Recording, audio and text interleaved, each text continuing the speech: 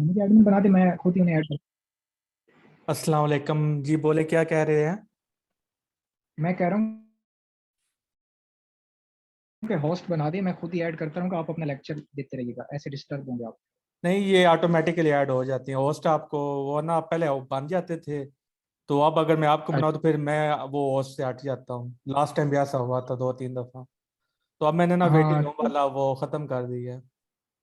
चलें, ये ज़्यादा बेहतर होगा फिर हाँ तो। जी। वो बड़ा वक्त हो जाता था।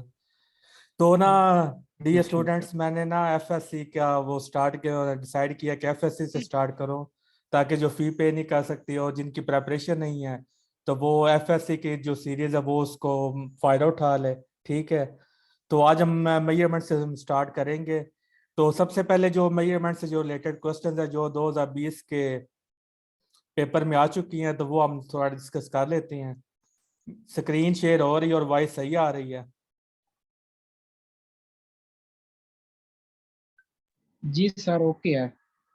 तो हमारे पास एमसीक्यू है। Truck of mass 750 kg moving at 30 kilometre per hour hits a stationary dumpster of mass 1000 kg।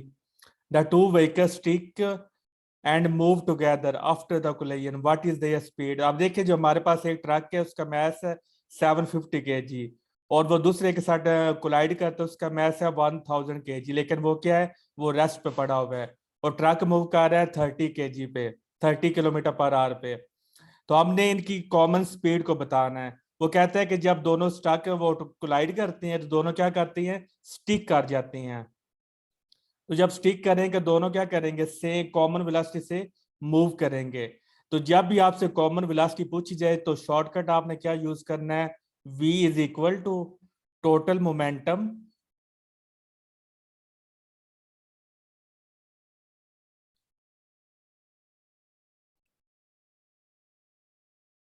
मैंने ना आपके ग्रुप में वो स्केड्यूल वो 7 अगस्त वाला वो शेयर किया है। तो अब मेरी ये कोशिश होगी कि अपना पूरा जो शेड्यूल है ना उसके लिंक पहले ही शेयर कर दो, ताकि फिर ना वो सब मैक्सिमम लोगों को पता चल सके। तो इसका फार्मूला टोटल मोमेंटम, ये शॉर्टकट आपने याद रखना है। जब भी आपसे पूछी जाए जी ये कॉमन वेलोसिटी क्या बताएं, तो आपने ये फार्मूला यूज करना है कि total momentum divided by total time divided by total mass. ये कौन इस तरह कर रहा है? ये काइंडली ना करें। आप बच्चे तो हैं नहीं है। Total mass. तो अब देखिए, टोटल मोमेंटम और आपने टोटल मास, ये फार्मूला बस आपने याद रखना है। तो इससे आपके सारे जो कॉमन वेलोसिटी वाले क्वेश्चंस हैं वो आपके हल हो जाएंगे, आपको किसी और टेंशन में पढ़ने की जरूरत ही नहीं है। अब टोटल मोमेंटम, हमारे पास दो ऑब्जेक्ट्स है, एक ट्रक का और एक डंपस्टर है। तो इनका टोटल मोमेंटम हमने फाइंड करना है। देखिए, जब आप पेपर में, क्योंकि ये 2020 के पेपर में आया हुआ एमसीक्यू, तो इस फॉर्मूले से आप क्या कर सकते हैं, विद इन 10 to 15 सेकंड आप ये क्वेश्चन सॉल्व कर सकते हैं। आपको लंबी चौड़ी कैलकुलेशन में जिस तरह यहाँ पे फार्मूला लिखा हुआ है, mv = m1v, इन चक्करों में पढ़ने की जरूरत ही नहीं है। तो हमारे पास एक ट्रक का मोमेंटम मैस है m, और उसका जो स्पीड है वो हमारे पास 30। तो 750 को 30 से मल्टीप्लाई कर देंगे। तो और ये हमारे पास है किलोमीटर पर आवर में। तो ये भी आपने याद रखना। तो हमारे पास जो आंसर आ रहा है वो भी किस में आ रहा है, किलोमीटर पर आवर में ही आ रहा है। तो आपने क्या करना है, 750 को 30 से मल्टीप्लाई कर देना है। तो डिवाइडेड बाय, अब चूंकि जो M2 है हमारे पास, जो सेकंड मैस है उसका मोमेंटम जीरो है। जीरो कैसे है, क्योंकि वो स्टेशनरी है। तो आपने इसका मोमेंटम आपने वो ऐड नहीं करना। जस्ट आपने ट्रक का मोमेंटम आपने करना है divided by total mess. Truck का मैस है 750 डिवाइडेड बाय डम्स्टर के 1000। तो जो फिर उनको आप 750 को 30 से मल्टीप्लाई करेंगे तो हमारे पास ये एक्सप्रेशन बन जाता है। ये लिखा भी हुआ है 750 डिवाइडेड मल्टीप्लाई बाय 30, और यहाँ पे डिवाइडेड बाय का साइन आता है। Divided by total mess 750 plus 1000।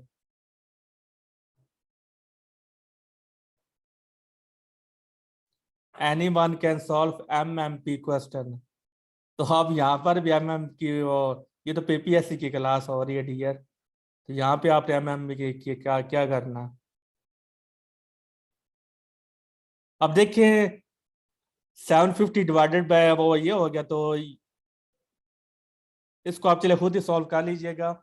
तो ये आपने फार्मूला बस आपने याद रखना, total momentum divided by total mass. तो एक और क्वेश्चन जो पीपीएससी के 2020 के पेपर में आया है, चले मैं इससे ना, which is not a unit for mass, mass का यूनिट क्या नहीं है।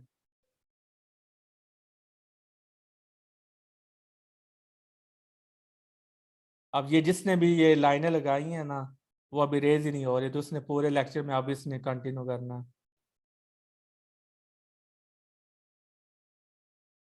विच is not the unit for mass, mass का यूनिट क्या नहीं है। तो ये पाउंड, ये भी मास का यूनिट है, किलोग्राम ये भी मास का यूनिट, और एटॉमिक मास यूनिट जिसको हम यू से डिनोट करते हैं। तो ये तीनों यूनिट मास के हैं, लेकिन जो डाइन है ये मास का यूनिट नहीं है, ये किसका यूनिट है, फोर्स का। तो दूसरा एमसीक्यू हमारे पास, the dimension of force, force की जो डायमेंशन है ये आपको जुबानी याद होनी चाहिए। ठीक है, इसकी डायमेंशन क्या होती है, MLT-2। फोर्स की डायमेंशन आपको जुबानी अगर याद हो जाती हैं, तो फिर इसका मतलब है आप जो है ना, जितने भी आपके क्वेश्चंस होंगे वो आप इजीली उसको सॉल्व कर सकते हैं। तो फोर्स की डायमेंशन आपने जुबानी याद करनी है। जो भी क्वेश्चन हो आपने साथ साथ पूछ लेना है। नेक्स्ट एमसीक्यू हमारे पास, ये भी 2020 के पेपर से आया है। टू ऑब्जेक्ट्स विद मैसेज, आप देखिए दो मैसेज है, एक का मैस कैपिटल एम है और दूसरे का मैस स्मॉल एम है। Are on a frictionless surface, जो फ्रिक्शनलेस सरफेस वो पड़े हुए हैं। A force F accelerates M, हम क्या करते हैं, फोर्स एफ लगाती हैं, और जो स्मॉल एम है उसमें क्या प्रोड्यूस होता है, एक्सेलरेशन, उसमें एक्सेलरेशन ए प्रोड्यूस होता है। और वही फोर्स जो हमने स्मॉल एम पे लगाई है, वही फोर्स हम कैपिटल एम पे लगाएं, तो फिर हमारे पास कितना एक्सेलरेशन प्रोड्यूस होगा। तो जो कैपिटल एम है जिसमें वही फोर्स हमने लगानी है जो स्मॉल एम पे लगाई थी, तो फिर हमारे पास आंसर क्या होगा, move but with the smaller acceleration than small M. जी हेलो,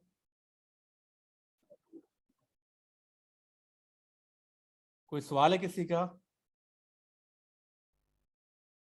तो देखिए हमने फोर्स है हमारे पास कांस्टेंट होगा, हमारे पास फार्मूला क्या होता है, F is equal to M में। तो ये हमारे पास फार्मूला होता है,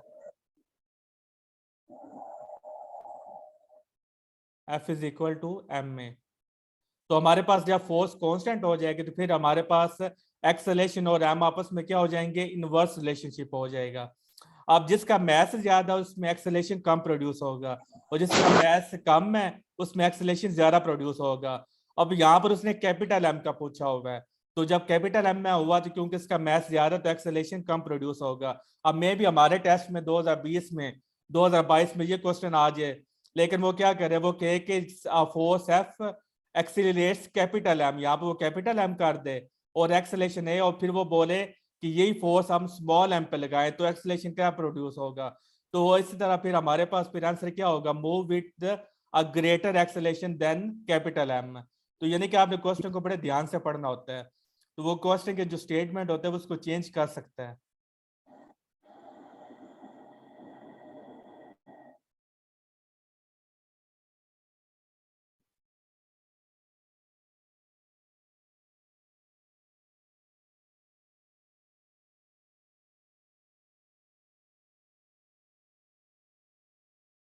अब नेक्स्ट हमारे पास एमसीक्यू, ये सारे एमसीक्यू 2020 के पेपर से उठाए हुए हैं।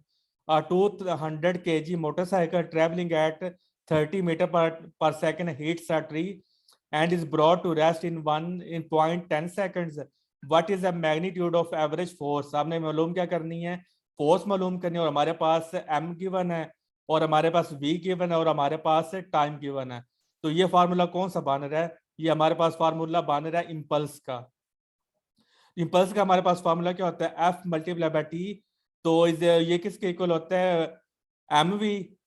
तो फोर्स हमारे पास एम वी के इक्वल होगा, फिर हमारे पास एक्सप्रेशन क्या बन जाएगा, M V divided by T.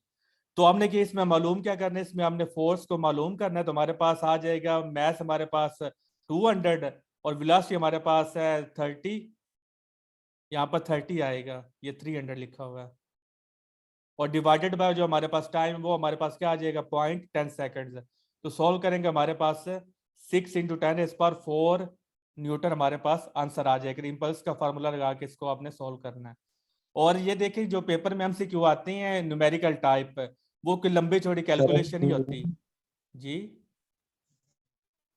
Sir अगर हम इसका न्यूटन साइकिल लगा के अप्लाइड फॉर्म लगा ले तब नहीं ये सॉल्व होगा डीपी ओवर डीटी, डीपी क्योंकि ओवर डी एमवी जो है वो मोमेंटम वाला है।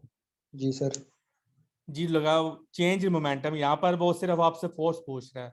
वो कह रहा है कि हमारे पास अगर मैथ्स ये मैथ्स से दिया हुआ है और उसने वेलोसिटी दी हुई है और टाइम दिया हुआ है, तो आपने जो वैल्यूज गिवन होती हैं उसके हिसाब से आपने वो लगाना होता है। आप चेक कर लीजिएगा, ठीक है। अगर ओके आप सर। ये चेंज मोमेंटम, फिर हमारे पास ये हो जाएगा ना एम, यहाँ पर लिखने में बड़ा मसला होता है, mv2 यानी कि फाइनल वेलोसिटी, एम हमारे पास कॉमन आ जाता है v2 - v1। तो इसमें हमारे पास इन लंबे चौड़े चक्करों में आप पढ़ने की जरूरत नहीं है ना, आप सिंप्लिसिटी में रहे। अगर ये आप करें m multiply by v2 - v1 divided by t। Sir V2 वैसे भी आया हुआ है बड़ी, तो हम ले सकते हैं ना। जी यही फार्मूला यूज होगा ना इम्पल्स का, तो ये इम्पल्स की फार्मूला है। Change momentum is equal to force multiply by T is equal to impulse होता है। ये देखे ना हमारे पास टाइम बहुत करेंगे। Force multiply by time is equal to change momentum, और चेंज मोमेंटम किसके इक्वल होता है, इम्पल्स के। अब यहाँ पे लाइट भी नहीं हुई है, मैंने फिर भी कहा चलो। अब नेक्स्ट हमारे पास क्वेश्चन है 29। If the driver in the bus you are travelling in suddenly accelerates. यहाँ पर आपको एक निमोनिक्स आपको बताता हूँ, आपको हमेशा याद रहेगा। अब देखिए, अब जो if the driver in the bus you are travelling is suddenly, अब जो जिस बस में आप सवार हैं वो क्या कर रही है, एक्सीलरेट्स कर रही है। तो एक्सीलरेट्स का मतलब क्या है, उसकी वेलोसिटी इंक्रीज हो रही है। तो जब भी वेलोसिटी इंक्रीज हुई है तो आपने एक्सेलेरेशन भी ज़ाहिर है, जिसमें वेलोसिटी इंक्रीज होती है उसी डायरेक्शन में एक्सेलेरेशन प्रोड्यूस होता है। तो लेकिन आप क्या करते हैं, आप बैकवर्ड फॉल करते हैं, ठीक है। आप हमेशा एक्सेलेरेशन की अपोजिट सिमत में फॉल करेंगे, एक ये तरीका याद रखने का। अब अगर बस रुकी हुई है तो जब रुकी हुई है नहीं, फर्ज अब बस चल रही है, उसकी स्पीड कम हो रही है, उसने ब्रेक सप्लाई की है, तो जब ब्रेक सप्लाई की है तो वेलोसिटी कम हो रही है, तो एक्सेलेरेशन की डायरेक्शन अपोजिट होगी। लेकिन आप क्या मूव करेंगे, आप फिर फॉरवर्ड मूव करते हैं। तो यानी कि जब आप बस ब्रेक लगी, बस रेस्ट में है और वो अचानक से चलती है, तब आप क्या करती हैं, आप बैकवर्ड मूव करती हैं। और जब बस चल रही है और वो रेस्ट में है, वो ब्रेक लगाता है, तो तब आप क्या करती हैं, क्योंकि बस की स्पीड कम हो रही है, तब फिर आप फॉरवर्ड मूव करती हैं। तो सिंपलिसिटी का आपने ये तरीका याद रखना है कि बस चली है तो आपने एक्सेलेरेशन के अपोजिट जाना है, तो आप क्या करेंगे, क्योंकि बस आगे जा रही है तो आप पीछे की तरफ मूव करेंगे। और जब ब्रेक सप्लाई करती हैं तो तब हम पीछे की तरफ आते हैं और आपने आगे की तरफ जाना है। ये बड़ा इंपॉर्टेंट MCQ काफी पेपर्स में आया होगा। और ये भी आपसे पूछ सकते हैं MCQ में कि ऐसा हम क्यों, जब वो आपसे ये भी वो क्वेश्चन बन सकता है कि जब हम ब्रेक्स वो सडनली बस जो हमारी एक्सिलरेट होती है तो हम फॉरवर्ड या बैकवर्ड मूव करते हैं, तो इसकी रीजन क्या है, तो इसकी रीजन है इनर्शिया ऑफ द बॉडी। तो यानी कि ये क्वेश्चन चेंज करके भी पूछा सकता है। जी हेलो जी जी सर, एक क्वेश्चन है। जी, इनर्शिया और मास में क्या फर्क है सर? सेम चीजें हैं, जी सर। इनर्शिया और मैथ सेम चीजें हैं। Sir how? बिल्कुल कुछ डिफरेंस नहीं है। नहीं नहीं, जो इनर्शिया वो मैथ से, इनर्शिया हमारी इंट्रिंसिक प्रॉपर्टी, जिस तरह मैथ है ना वो हमारी इंट्रिंसिक प्रॉपर्टी होती है, बाय नेचर है। तो जहां पर मैथ होगा वहां पर इनर्शिया होगा, तो ये दोनों सेम चीजें हैं। नहीं जी, मतलब क्या ये चांद पे भी है। इनर्शिया सेम ही रहता है? जी हम उतने ही मैथ इसकी जी सेम मिकदार रहता, जितने जमीन क्योंकि पे? जब हमारे अंदर मैथ सेम रहेगा ना तब हमारे पास इनर्शिया भी सेम रहेगा। नहीं चलें मतलब सही। जो क्वांटिटी है सर, इसकी खास यूनिट होगी फिर। जी नहीं, ये एक मतलब ये इसका कोई मतलब ये ना एक होती है जिसे आप फीलिंग कह रहे या खासियत है। ये ना, ये हमारे जेहन में वर्ड नहीं आ रहा, ये ना सर सर मतलब सर कह वन पे सकते वन हैं कि हर सर इट मैथ इज का कोई वन पे वन पूछे। जस्ट ये एक प्रॉपर्टी है, एक जी बॉडी की प्रॉपर्टी है जी, प्रॉपर्टी का वर्ड यूज नहीं आ रहा था माइंड में। Characteristic that is associated with mass, इस तरह कह सकते हैं सर। जी It is a property. It is a property which is associated with. आप ना पनन दो और तीन तीन इकट्ठे बोले, मुझे समझ नहीं आ रहा, 1 पे 1 बोले। या आप चैट में आंसर लिख दें या फिर आप 1 पे 1 पूछ लें। अभी जो बोल रहे हैं कि वॉइस की समझ नहीं आ रही। अब देखो दो बंदे के माइक अनम्यूट है, दोनों इकट्ठे बोल रहे, कोई समझ नहीं आ रही। हेलो, आप चैट में लिख दें या फिर 1 पे 1 बोले। ठीक है, हेलो। इकरा मैं दोबारा रिपीट करता हूँ। जी आप पूछ रहे हैं।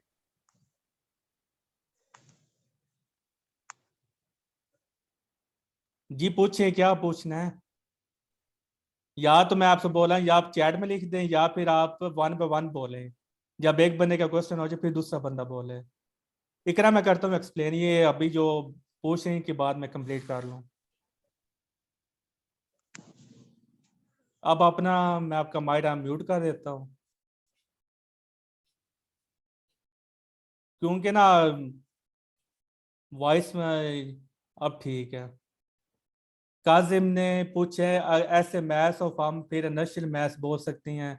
जी बोल सकती हैं, इसको इनर्शियल मैथ्स भी बोल सकती हैं।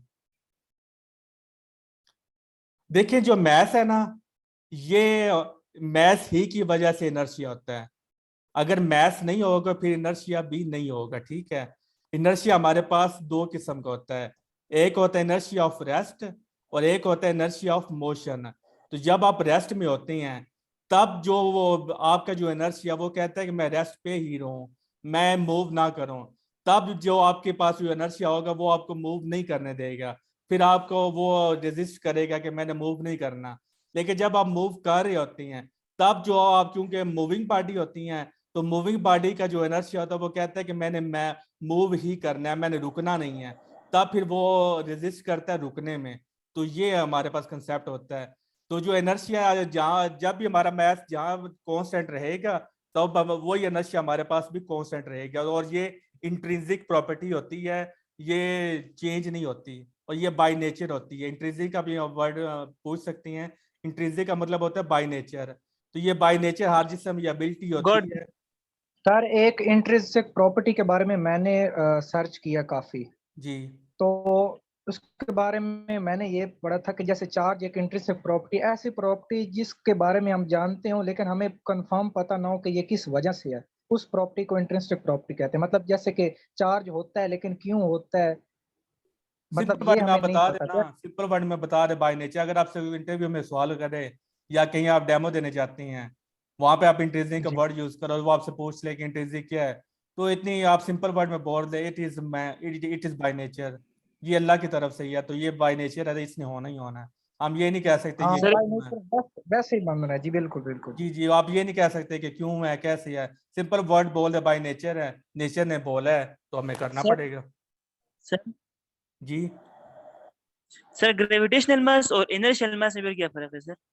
इनमें थोड़ा सा डिफरेंस होता है, अभी वो मेरे माइंड में नहीं आ रहा। ऑलमोस्ट ये सेम चीजें होती हैं, ग्रेविटेशनल मैथ और इनर्शियल मैथ, ठीक है। इनके प्रिंसिपल ऑफ इक्विवेलेंस भी आ जाता है ना? जी इन जो ये दोनों जब सेम होते हैं तो उसको हम कहते हैं प्रिंसिपल ऑफ इक्विवेलेंस। जी ऑलमोस्ट, ये ना टोटली सेम नहीं होती, ये ऑलमोस्ट सेम होती हैं, ठीक है। और जो आप वो बात कर रहे हैं वो भी ठीक है कि जब दोनों हो जाए वो प्रिंसिपल इक्विवेलेंस हो जाता है। और ये ऑलमोस्ट सेम होते हैं, टोटली सेम नहीं होते। तो और कोई क्वेश्चन? तो अब मैं क्वेश्चन नंबर 9 को दोबारा रिपीट कर देता हूँ, इकरा ने बोला है। अब देखिए मैंने आपको फार्मूला बताया ही है कि जब भी आप ना सिंपल वे में अपनी चीजों को याद रखना है। अगर आपने बस चल रही है तो आपने उसकी अपोजिट डायरेक्शन में मूव करना है। तो बस जब चल रही है तो आप क्या करेंगे, आप बैकवर्ड मूव करते हैं। इस तरह अगर बस चल रही है और वो जो ड्राइवर वो ब्रेक सप्लाई कर देता है, तो जब वो ब्रेक सप्लाई करेगा तो बस क्या कर रही है, रुक रही है। रुकने का मतलब है कि पीछे आ रही है। तो आपने क्या करना, आपने फिर फॉरवर्ड मूव करना है। तो ये मैंने बोला है। अब इकरा समझ आ गई है?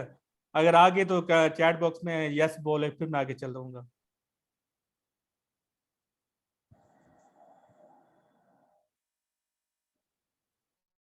चलें ठीक है, अब आगे चलती हैं।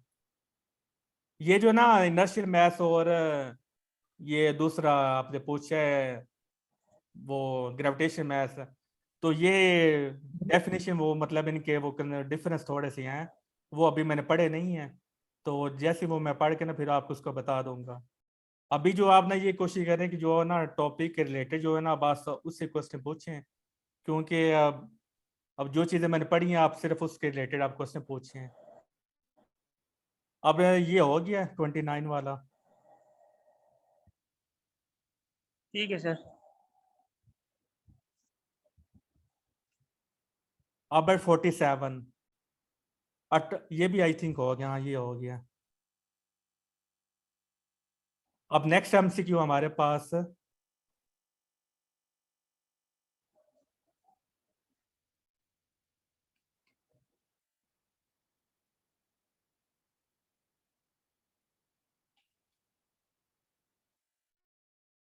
Every dimensional physical quantity have, तो देखें हर जो डायमेंशनल फिजिकल क्वांटिटी है उसके पास क्या होगा।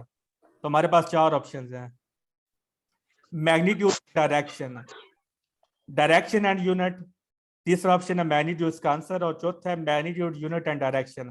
तो इसका हिंट ये all quantities must be measurable so they should have magnitude. जो डायमेंशनल के लिए जो क्वांटिटी है उसके लिए डायरेक्शन का होना जरूरी नहीं है, लेकिन उसके लिए मैग्नीट्यूड का होना जरूरी है। ठीक है, तो ये तो इसका आंसर हमारा होगा मैग्नीट्यूड के जो भी जितनी भी डायमेंशनल फिजिकल क्वांटिटीज हैं उनके पास डायरेक्शन का होना जरूरी नहीं है, तो ये ऑप्शन भी नहीं हो सकता। उनका यूनिट होना भी जरूरी नहीं है, क्योंकि बहुत सारी ऐसी क्वांटिटीज हैं जिनका यूनिट नहीं होता। तो इसका फिर आंसर क्या होगा, मैग्नीट्यूड। मैग्नीट्यूड का मतलब है कोई सा भी नंबर, फॉर एग्जांपल आप लिखती है ना 5 मीटर, ठीक है। अब 5 मीटर हमारे पास क्या होता है, 5 हमारे पास मैग्नीट्यूड होती है और मीटर हमारे पास क्या होता है, यूनिट होता है। तो यूनिट का होना जरूरी नहीं है डायमेंशनल फिजिकल क्वांटिटी के लिए, लेकिन नंबर का तो होना जरूरी है ना। अगर नंबर नहीं होगा तो वो फिर एग्जिस्ट ही नहीं करेगा, तो इसलिए इसका आंसर है मैग्नीट्यूड। आवाज नहीं आ रही आपको, आवाज आ रही है?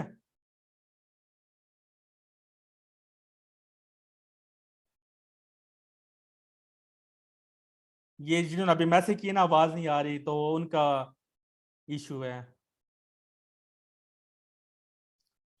अब ये देखिए, ये बड़ा मजे का है, 2 kg²। अब ये जो स्क्वायर है ये आप जब आप तेजी में होती हैं तो अब में भी आपका माइंड ये पड़े कि ये जो स्क्वायर है सिर्फ सिर्फ ग्राम के ऊपर है, किलो के ऊपर नहीं है। तो ये लेकिन ये जो स्क्वायर होता है ये पूरे के और जी दोनों पे होता है, ठीक है।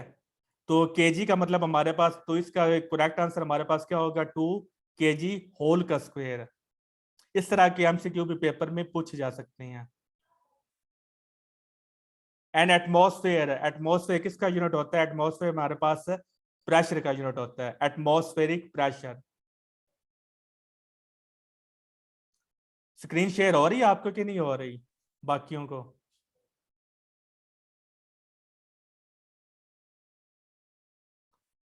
जिनका इशू है वॉइस का या स्क्रीन का, तो वो उनके इंटरनेट का मसला है, यहाँ पे चीजें ठीक है। तो अब हम इसके थोड़े चैप्टर के अंदर से वो पढ़ते हैं।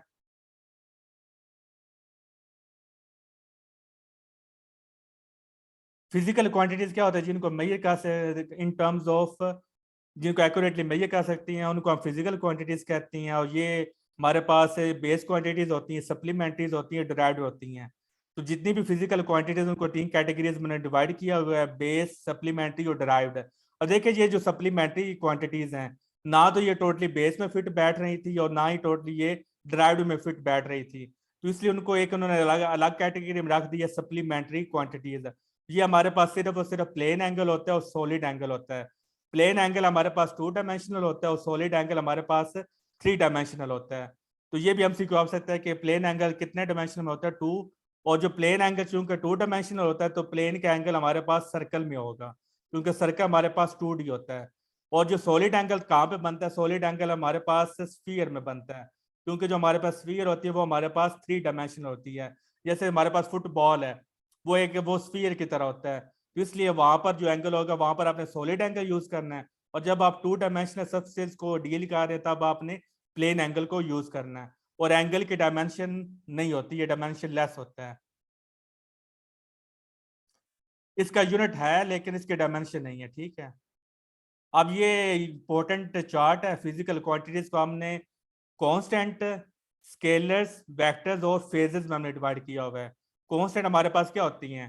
एक तो कांस्टेंट हमारे पास दो तरह के होते हैं। एक हमारे पास यूनिवर्सल कांस्टेंट जिनकी वैल्यू पूरी यूनिवर्स में सेम रहती है, तो एक है हमारे पास कैपिटल जी, एक हमारे पास स्पीड ऑफ लाइट, और एक हमारे पास है प्लांक्स कांस्टेंट। तो आपने मजीद भी, और एक हमारे पास E/m भी होती है, ये भी हमारे पास यूनिवर्सल कांस्टेंट है। अभी आपसे मेरा क्वेश्चन है कि m/v फॉर न्यूट्रॉन कितनी होगी? m/e फॉर न्यूट्रॉन, इसका आंसर जल्दी बताए चैट बॉक्स में। m/e न्यूट्रॉन के लिए कितनी होगी, इसका आंसर क्या होगा?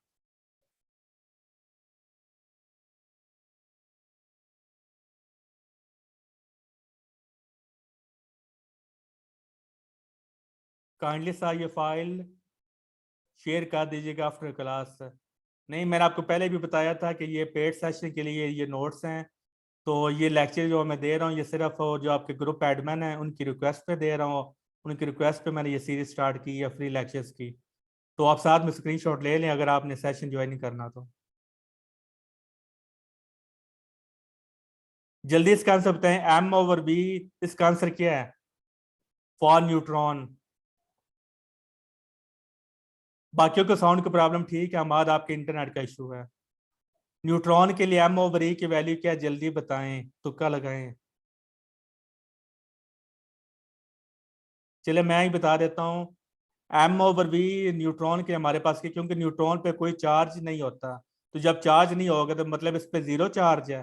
तो ये पेपर में हमसे क्यों आ सकते हैं, m/e for neutron is infinite. तो ये क्या होती है, इनफाइनाइट, क्योंकि डिनोमिनेटर में क्या आ जाता है, जीरो, तो m/0 क्या होता है, इनफाइनाइट होता है। तो कांस्टेंट हमारे पास दो टाइप्स के होते हैं, एक यूनिवर्सल कांस्टेंट जिनकी वैल्यू हमेशा वो सेम रहेगी, दूसरे कांस्टेंट वो होते हैं जिनकी value case to case vary करती है, ठीक है। जैसे आपने पढ़ा होगा जो के की वैल्यू है वो अगर आप स्पेस यूज करें वो उसकी वैल्यू कुछ और होगी, कोई और मीडियम यूज करें तब उसकी वैल्यू चेंज हो जाएगी। तो परमिटिविटी, तो यानी कि ये जो कुछ कांस्टेंट होते हैं जिनकी value case to case vary करती है। अब देखिए फॉर एग्जाम्पल जो कांस्टेंट है प्योर रेशियोज, इनका कोई यूनिट नहीं होता, और जो दूसरे कांस्टेंट होते हैं इनके यूनिट होते हैं। दोबारा मैं रिपीट कर दूं, दो तरह के कांस्टेंट होते हैं, एक यूनिवर्सल कांस्टेंट और एक होता है वो कांस्टेंट जिनकी के वैल्यू मीडियम टू मीडियम या मटेरियल टू मटेरियल वो डिपेंड करती है। अब ये भी कांस्टेंट दो तरह के होते हैं, एक वो कांस्टेंट जिनके कोई यूनिट नहीं होते और दूसरे कांस्टेंट जिनके यूनिट होते हैं। अब जिनके यूनिट नहीं है उनका वो एन है, कैपिटल एम है और ए है। ये इनके यूनिट क्यों नहीं होते, क्योंकि ये प्योर रेशियोज होती हैं, तो रेशियो का यूनिट नहीं होता। और दूसरे यूनिट, दूसरे जो कांस्टेंट होते हैं इनका यूनिट होता है। फिर हमारे पास है स्केलर्स। तो स्केलर में दो चीजें हैं, हमारे पास एक क्वांटिटी होती है जिनके पास मैग्नीट्यूड प्लस यूनिट होता है, और दूसरी क्वांटिटीज वो होते हैं जिनके पास मैग्नीट्यूड तो होती है लेकिन यूनिट नहीं होता, वो भी हमारे पास स्केलर्स में होती हैं।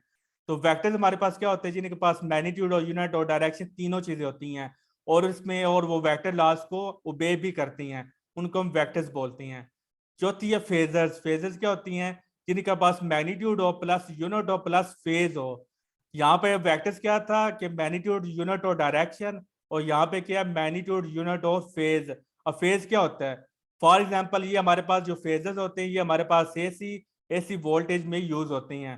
तो ये हमारे पास, ये आपने पढ़े होंगे कि साइन के हमारे पास अगर ये साइन है तो इसके साथ ब्रैकेट में लिखा होता है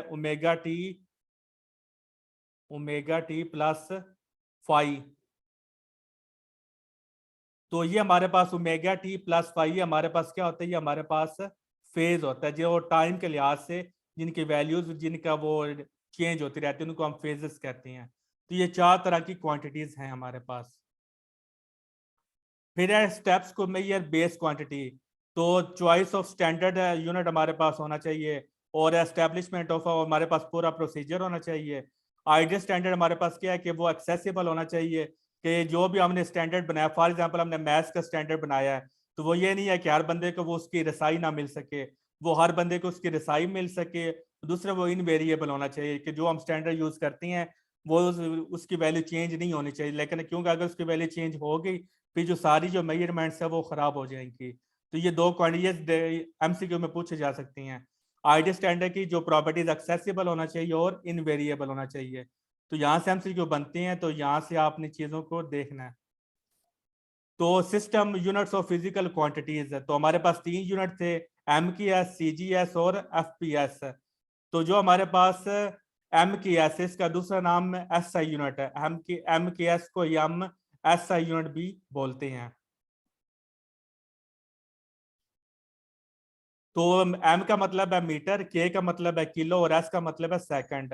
अब देखिए सेकंड तीनों सिस्टम्स में यूज हो रहा है, तो ये फुट, पाउंड और सेकंड वाला सिस्टम है।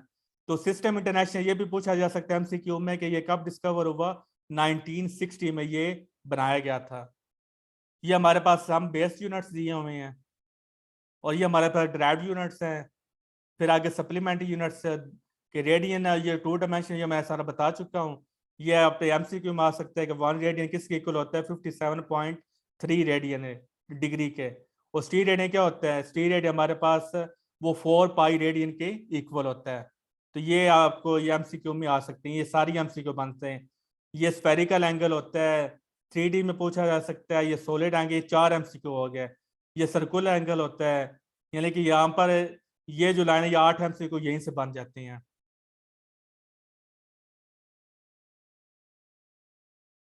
कन्विक्शंस फॉर इंडिकेटिंग यूनिट्स, तो ये आपने याद रखना है कि for name of unit does not written with capital letter.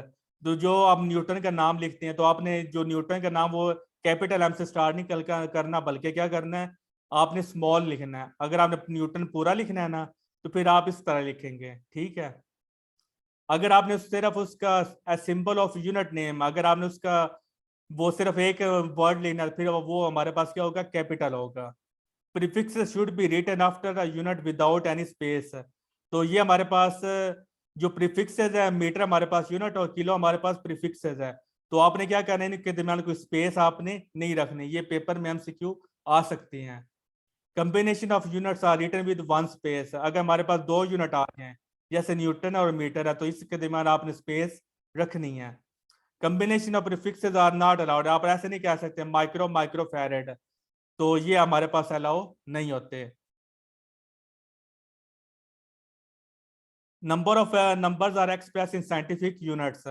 तो जो पावर होती है ये हमारे पास ये नॉन सिग्निफिकेंट होते हैं, ये सिग्निफिकेंट फिगर्स नहीं होते, ठीक है। मल्टीपल विद बेस यूनिट्स,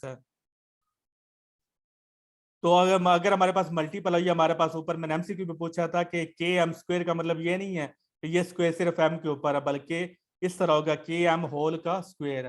तो ये के एम, क्योंकि के एम क्या होता है, किलो 10 की पावर 3, तो हमारे पास आंसर क्या आ जाएगा, 10 की पावर 6 और साथ में मीटर स्क्वायर। तो 1 light is equal to 9.5 into 10 raise पर किलोमीटर। आपने ये वैल्यू तो याद की होगी कि 10 रेज़ पर ये वाली 9.5 इंटू 10 रेज़ पर 15 मीटर। तो आपने वो डायरेक्ट क्या करा देना, जब पेपर में बैठे होंगे आपने डायरेक्ट इस पे ही टिक कर देना है। लेकिन आप ये भी तो देखना है कि ये किलोमीटर में 10 की पावर 12 बनता है, मीटर में 10 की पावर 15 बनता है। तो ये भी आपने ध्यान रखना है। The dimensions of 8 square, very important कि हमने 8 स्क्वायर की डायमेंशन को निकालना है। तो 8 स्क्वायर किस में आता है, सेकंड इक्वेशन ऑफ मोशन में आता है। तो ये आपने डायमेंशन लेसन में पढ़ा है कि सबकी जो डायमेंशन क्या होती है, सेम होती है। तो एस की डायमेंशन क्या होती है, हमारे पास मीटर होती है, एल होती है।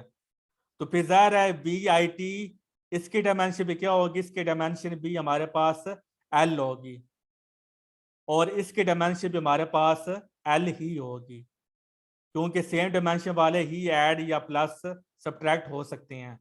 तो एल इज इक्वल टू, अब देखें यहाँ पर भी एल है और यहाँ पर भी एल है, तो आपने ये नहीं करना कि एल प्लस एल 2L, नहीं, क्योंकि ये डायमेंशन है तो एल प्लस एल वो एल ही होता है। तो लेफ्ट हैंड साइड और राइट हैंड साइड इक्वल है, तो इसका मतलब है ये इक्वेशन हमारे पास ठीक है। तो आपने डायरेक्ट आपने अब पेपर में बैठी हो तो आपने क्या करना है, आपने फिर एक्सेलरेशन के डायमेंशन लिखेंगे, टाइम के डायमेंशन लिखेंगे, उसको सॉल्व करेंगे। वो करने के बजाय बेहतर है कि जस्ट 5 सेकंड में आपको आंसर आ जाएगा। आप बोलेंगे 80 स्क्वायर हमारे पास सेकंड क्वेश्चन में आती है और एस की डायमेंशन हमारे पास लेंथ होती है, तो आप डायरेक्ट उस पर लेंथ पे आप आंसर लगा देंगे, बजाय कि आप वो सारी वो कैलकुलेशंस करें। तो ये ट्रिक्स आपने सीखनी है। अगर आपको ये ट्रिक्स सीखने आ गई तो फिर आप पेपर में अच्छा परफॉर्म करेंगे। तो जो टेस्ट होता है कम्पिटिटिव एग्जाम, वो बेसिकली ये ट्रिक्स ही होती हैं, क्योंकि पढ़ा सारा नहीं होता, लेकिन जिनको ट्रिक्स आती होती हैं वो टेस्ट में वो कम टाइम में वो ज्यादा एमसीक्यू और सही तरह वो सॉल्व कर लेते हैं। ऐसा यूनिट ऑफ एक्शन, एक्शन हमारे पास क्या होता है, ये देखें, ये नई बात है। Action describes how physical system changes with time. तो ये हमारे पास किसके इक्वल होते हैं, एनर्जी मल्टीप्लाई बाय टाइम या मोमेंटम इनटू लेंथ। तो इसका यूनिट क्या होगा हमारे पास, जूल सेकंड, क्योंकि एनर्जी इनटू टाइम का क्या यूनिट होगा, जूल सेकंड, और मोमेंटम इनटू लेंथ का यूनिट भी क्या होता है, जूल सेकंड। तो ये इस तरह भी एमसीक्यू बन सकता है। एनर्जी मल्टीप्लाई बाय टाइम का यूनिट क्या है, तो आपने ठीक करना है जूल सेकंड पे। ये भी पूछ सकते हैं कि मोमेंटम इनटू लेंथ का यूनिट क्या है, तो आपने बताना है जूल सेकंड। और इसका दूसरा नाम क्या है, ये भी आपसे पूछ सकते हैं कि एनर्जी इनटू टाइम को क्या बोलते हैं, एनर्जी मल्टीप्लाई बाय टाइम को आप बोलते हैं एक्शन। ये भी एमसीक्यू आ सकता है। इस तरह ये भी आपसे एमसीक्यू पूछ सकते हैं, मोमेंटम इनटू लेंथ वो किसके इक्वल होता है, उसको भी हम एक्शन बोलते हैं। और ये डेफिनेशन भी पूछ सकते हैं, action describes how physical quantity system changes with time. तो आपने फिर एनर्जी टाइम या मोमेंटम लेंथ पे आपने टिक करना है। तो अब लेक्चर का टाइम खत्म हो गया, चलें सेकंड मीटिंग नहीं होगी तो एक ही मीटिंग हम रखा करेंगे जिसमें मैक्सिमम हम कवर कर सकें। तो अब वेडनेसडे को हम जो वेक्टर्स वो हम डिस्कस करेंगे।